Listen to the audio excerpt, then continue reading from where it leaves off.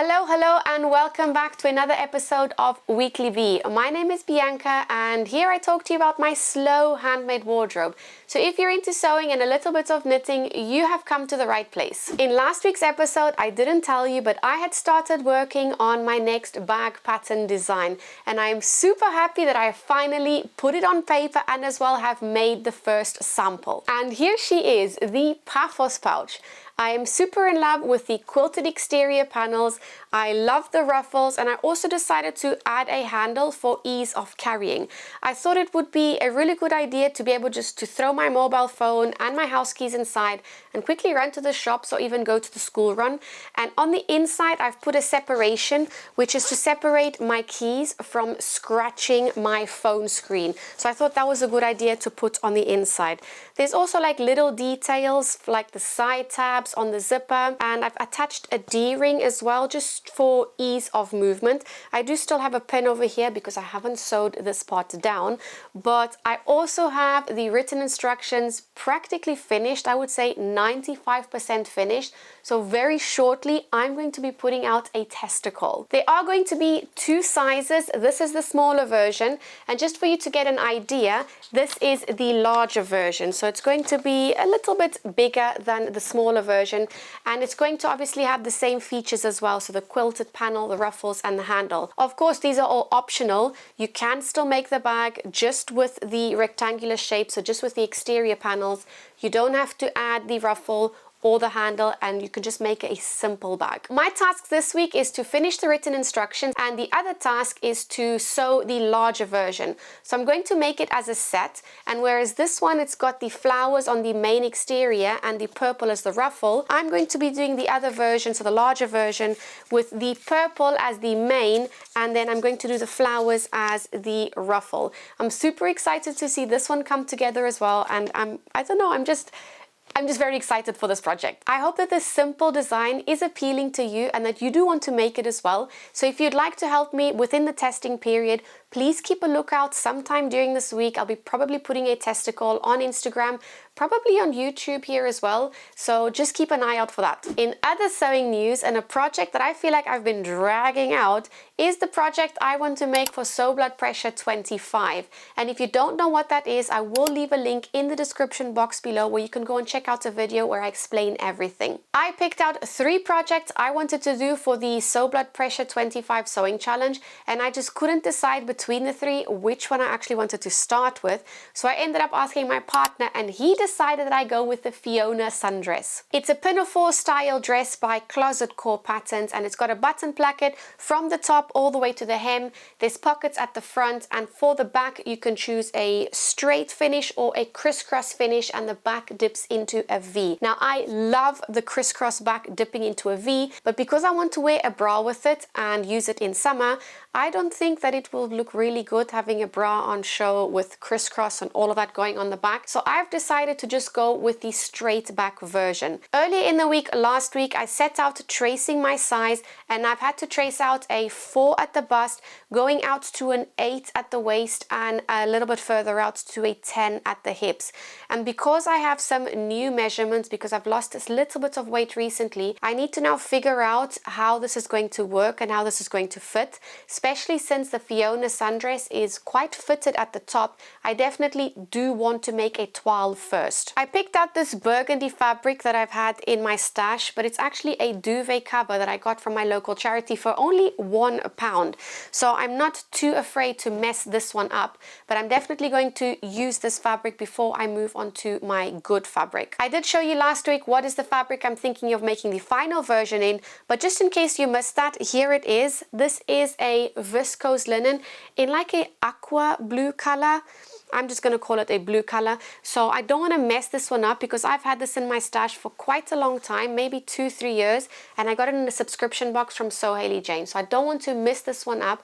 I'd rather play around, make a toile from a bed sheet, and then move on to the real deal. There's only 2 weeks left to the end of June, and that's basically going to be the end of the Sew Blood Pressure 25 challenge. So if I want to make 2 dresses, which is the toile and the real deal, I kind of need to get a move on. And I tend to do things very slowly nowadays, and I'm low-key panicking that I might not finish it in time, but then I'm also thinking I'm the one running the challenge. I'm not going to be in for a prize for anything. It's just me wanting to be part of the community challenge, and that's why I want to finish it. But if I don't, I'm not going to pressure myself. I'm just going to keep on going, and the important thing is making sure that it fits me instead of just finishing it and then never wearing it. Another project I worked on this week was continuing to knit my Ellie sweater in this blue cobalt yarn.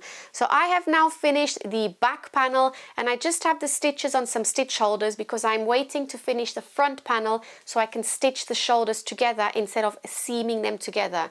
I've actually did quite a lot of progress as well on the front bodice. This was mostly done throughout the weekend, so mostly on Sunday actually, through car rides and while we watched a bit of movies, and I have nearly finished the full front part of the sweater. After finishing my tartan purple, red, pink and cream sweater a few weeks ago, I thought this project would take me a lot longer, but I think my brain just got confused because of all of the stripe work. I felt that took me quite a long time to finish.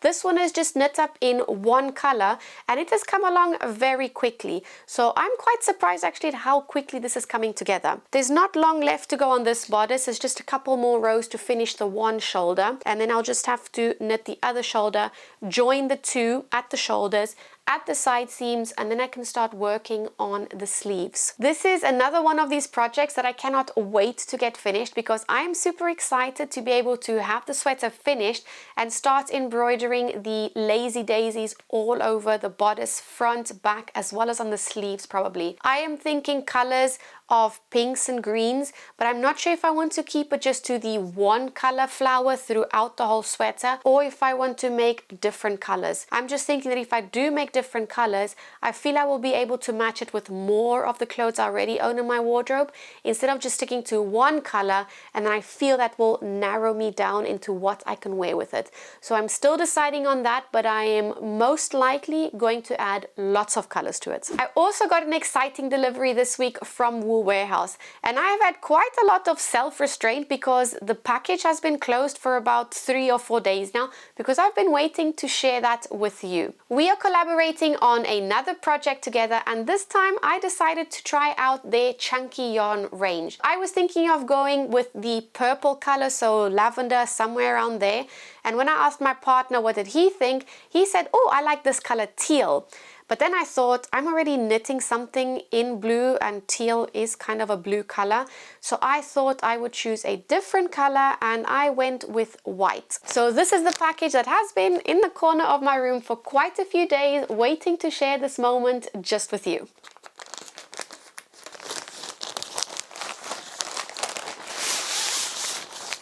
I love how Wool Warehouse always sends their yarn in this organza bag, and I've actually been keeping all the bags that I have received with yarn inside from them in my drawer because I'm planning on making something with it. So I'm thinking something like putting a layer of fabric with different colored strands of yarn, either horizontally, vertically, or maybe make some shapes with them, put a layer of the organza over the top and kind of stitch them again.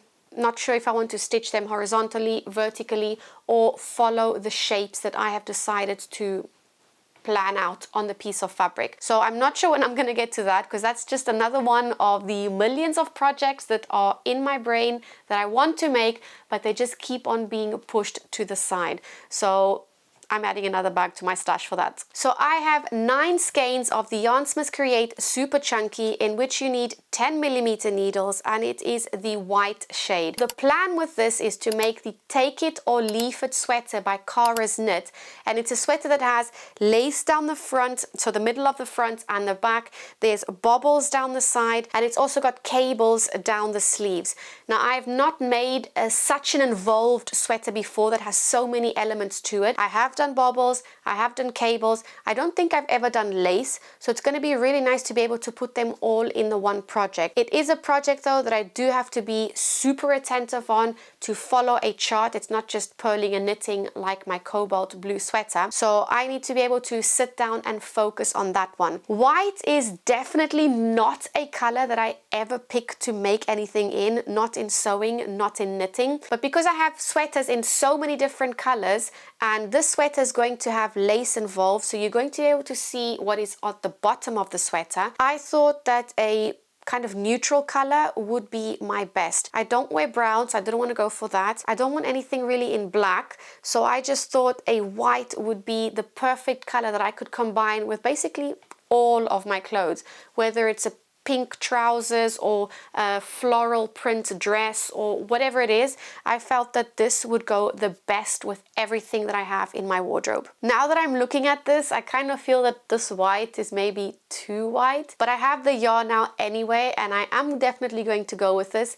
When everything's made, obviously it takes on a different shape, it takes on a different feel. So I'm really hoping that I do fall in love with the sweater and that I do give it a lot of use. I think the worst that can happen is dye it. And I've actually never heard of anyone dyeing yarn, shop-bought yarn.